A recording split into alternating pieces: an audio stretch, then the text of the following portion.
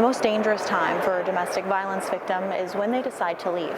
That's the warning from advocates. But a new bill being raised in the Housing Committee is hoping to make it safer by making it easier and cheaper for victims to find a new place to call home. For any renter, it's a big step to sign a lease. But for victims of domestic violence, it can be the difference between life and death. National statistics show that 75% of domestic violence deaths happen after the victim tries to leave. And one of the first steps of escaping and staying safe is building financial independence. Finance is usually the number one reason why people can't move from a bad situation to a better situation. State Representative Geraldo Reyes has seen the impacts of domestic violence firsthand. His mother was a victim herself.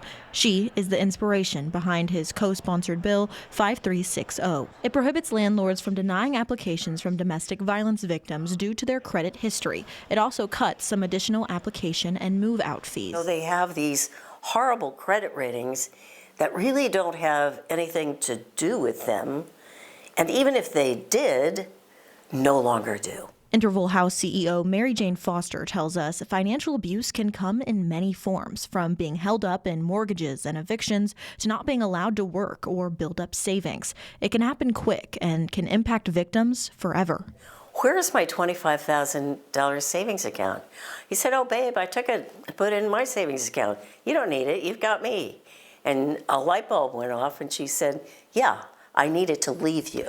Representative Reyes says he expects pushback and has already heard some complaints from his own constituents. I hear the landlords, I see it, and Connecticut is a high eviction rate state.